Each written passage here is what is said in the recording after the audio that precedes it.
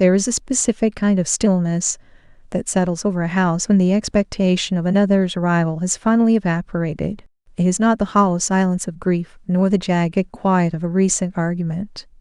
It is a dense, atmospheric peace, like the air in a forest after a heavy snowfall. The walls seem to move back an inch.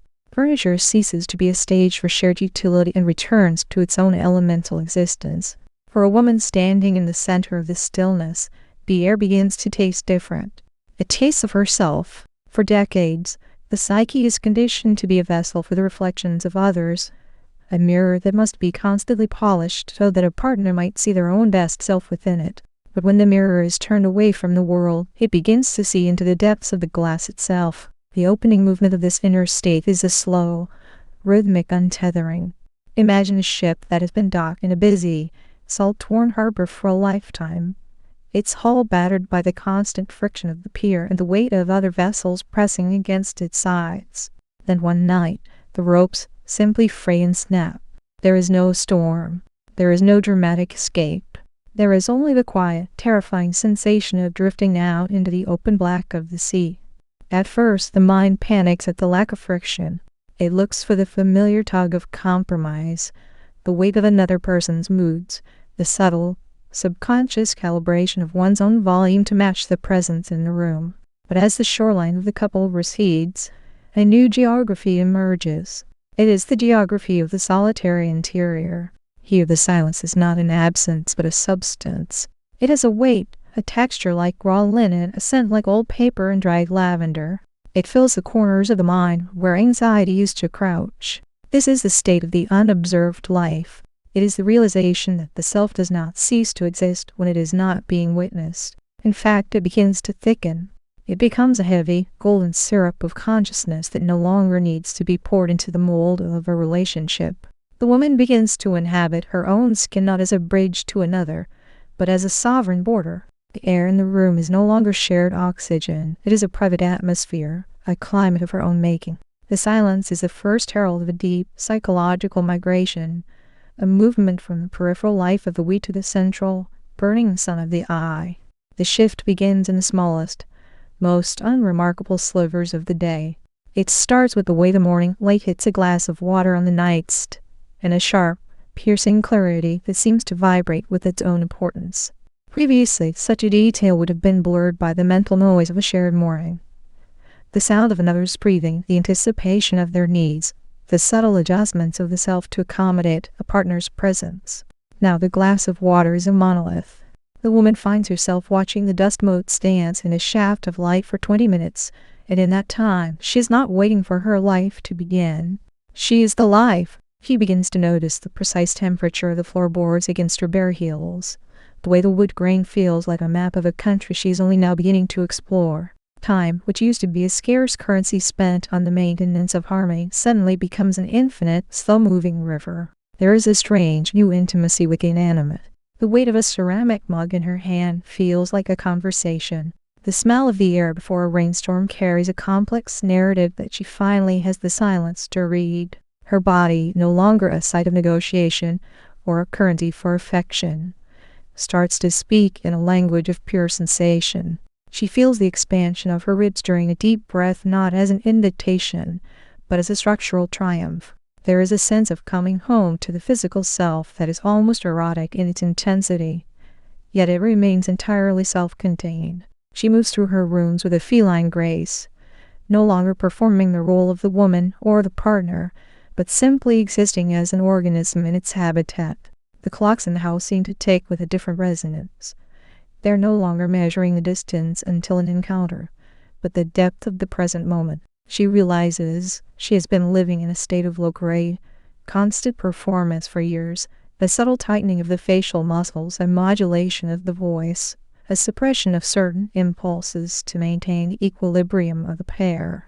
As this performance ends, her face feels heavier, more honest. A mask has been laid on the table, and the skin beneath it is breathing for the first time. This migration inward is governed by a hidden psychological mechanism, an ancient turning of the gears within the deep psyche. When the energy of the Eros, the drive for connection and union, is no longer directed toward an external object, it does not simply vanish. It is like a stream that has been diverted. It begins to carve new channels into the bedrock of the unconscious. The woman finds that her dreams become more vivid, populated not by the faces of past lovers, but by archetypal landscapes and symbolic figures. She may dream of a vast, empty library where she is the only person who knows the alphabet, or a stone tower in the middle of a desert that pulses with a rhythmic, subterranean light. These are the metaphors of the self-regulating soul. The psyche is building its own inner consort. In the absence of a real man or partner, the internal masculine, that force of clarity, protection, and discernment begins to rise from the shadows. He is the silent hunter, the architect, the guardian of the threshold. He does not seek to possess her. He seeks to provide the structure within which she can finally expand. This is the secret reason why the desire for a relationship fades. The eternal marriage has begun. The woman is no longer looking for a partner to provide the qualities she lacks, because she is discovering those qualities within the fold of her own mind. She feels a terrifying and beautiful sense of self-completion. It is as if she has been a half-finished sentence for 40 years, and now the punctuation has arrived. The mental imagery of her life becomes less about merging and more about rooting. She sees herself as a great, ancient tree whose canopy is vast and whose roots have finally found the deep, dark water of the underworld. The need for the other is replaced by a profound fascination with the self. Every thought is a discovery. Every mood is a weather pattern to be observed rather than a crisis to be managed. She is becoming her own ecosystem. The libido, once a fire she used to warm another, is now a subterranean heat that fuels her own growth. It is a quiet, powerful alchemy. The lead of loneliness is being slowly, methodically turned into the gold of solitude. However, this process is fraught with a hidden danger. A psychological threshold where the sanctuary can turn into a tomb. If this turning away from relationships happens unconsciously, if it is born of wounding rather than growth, the woman risks falling into a state of psychic rigidity. This is the danger of the fortress. The walls she built to protect her budding sovereignty can become too thick, too cold, until no light can get in or out. She may find herself developing an acidic detachment, a way of looking at the world of couples with a sense of brittle superiority. The silence, which was once a substance, becomes a weapon. She uses it to shut out the messiness of the human condition. In this state, the inner figures do not become allies. They become jailers. The silent hunter becomes a judge. The architect becomes a prison warden. She might find herself becoming obsessed with the order of her life, unable to tolerate a single grain of dust or a spontaneous interruption. This is the coldness of the ice queen archetypal woman who is so whole, she has become a statue. She no longer feels the holy longing for the world. She only feels the need to maintain her own sterile perfection. Her projection onto the world becomes one of disdain. She sees the vulnerability of others as a weakness, forgetting that her own strength was born in that very same soil. The risk is that she becomes untouchable in a literal, spiritual sense. The mind begins to atrophy in its own echo chamber. Without the friction of the other, the ego can grow distorted, convincing itself it has reached enlightenment when it has merely reached a dead end. She may stop noticing the beauty of the world altogether, focusing only on the maintenance of her own boundaries. This is the spiritual winter, where nothing grows because nothing is allowed to die. The heart, denied the risk of being broken, becomes a stone. But for the woman who moves through this phase with awareness, a second transformation, a true alchemy takes place. She learns to distinguish between the fortress and the temple. The temple has doors. It has windows through which the world can be observed without being controlled. The awareness of her own isolation becomes a profound lens of perception. Because she is no longer in the market for a soul to complete her, she sees others with a devastating, compassionate clarity. She sees the frantic dancing of the ego, the mass of the insecure, the quiet desperation of those who cannot bear to be alone with their own thoughts. She feels a deep, quiet love for humanity, but it is a love without need. This is the birth of the deep receiver. Her creativity, no longer tied to the cycle of attraction and reproduction, becomes a torrential force. She pours the energy of the Eros into the work of her hands, the thoughts of her mind, and the tending of her world. A simple meal becomes a symphony of taste and texture. A walk in the park becomes a deep meditation on the cycle of life and decay. She finds that she has more to give the world, precisely because she is no longer giving herself away. The autonomy she has won is not a rejection of the world, but a new way of belonging to it. She sees the divine in the ordinary, in the way the shadows of leaves flicker on a brick wall, in the rhythmic sound of a distant train, in the smell of wood smoke in the autumn air. Her solitude is no longer a lack of people. It is the presence of everything. She has integrated the masculine and the feminine within her own psyche, and from this union, a third thing is born, wisdom. She is the crone, the wise woman, the sovereign of the interior. She is no longer waiting for her life to happen. She is the happening. The arrival is not a grand climax, but a settling into a permanent, quiet resonance. It is the moment she wakes up and realizes that the longing has finally gone to sleep. She sits in her house as the blue hour of twilight descends, and she does not feel the need to reach for the phone or turn on the television to drown out the silence. She is the silence. She watches the shadows lengthen across the rug with a sense of profound, quiet triumph. She has survived the death of her social identity and been reborn as a psychological entity. The paradox of her life is that she is now more connected than she ever was when she was in a relationship. She is connected to the earth, to the rhythms of the seasons, to the ancestors who stand behind her, and to the deep, pulsing center of her own being. When she does encounter others, she is like a deep well. They can draw water from her, but her depths remain undisturbed. She has discovered that the psychological reason some women stop wanting relationships is not because they have given up on love, but because they have finally found it not as a transaction, but as a state of existence. The body is quiet. The mind is vast. The house is full of light, even in the dark. She has arrived at the center of the labyrinth, and she has found that the Minotaur was just a shadow of her own untapped power. She is whole. She is alone. She is free.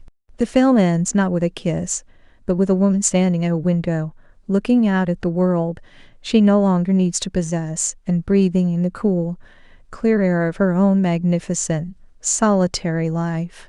This state of arrival carries with it a haunting, quiet beauty that is difficult to translate into the language of a world obsessed with more. For her, enough has become a sacred boundary. She notices the way a single pear sits in a wooden bowl, its skin a dusty, speckled gold, and she feels a surge of gratitude that is almost overwhelming.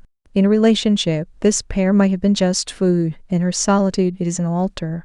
The sensory details of her life have become her companions. She knows the exact sound the floorboard makes under the window, a low, wooden groan that feels like a greeting. She knows the specific scent of her own skin and the heat of the midday sun, a smell like warm salt and musk. These are the micro-intimacies that replace the macro-intimacies of a partner. She is in a constant, unfolding dialogue with the material world.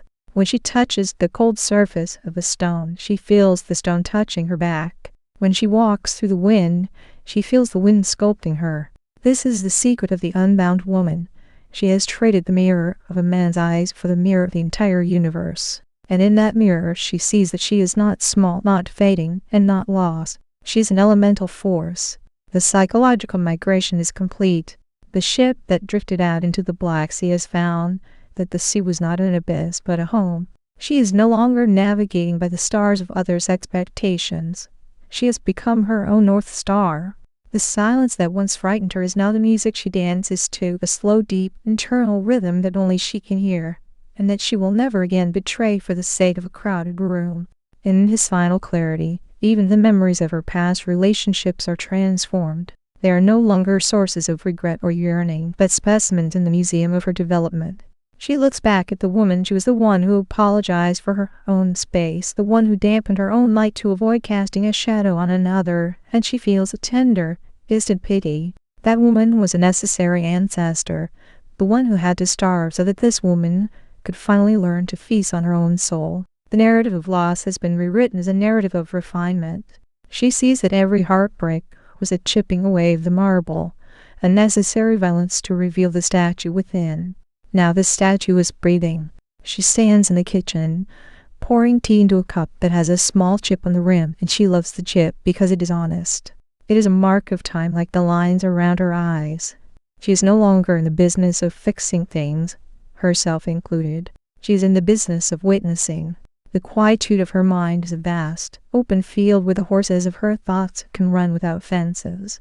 She has achieved a state of psychological velocity that requires no external engine. She is moving through the world with a terrible, quiet power, the power of a person who wants nothing. And because she wants nothing, she has everything. The cinematic light of her life fades to black, but the warmth in the room remains, a lingering heat from a fire that is fueled by nothing but its own inexhaustible, solitary essence.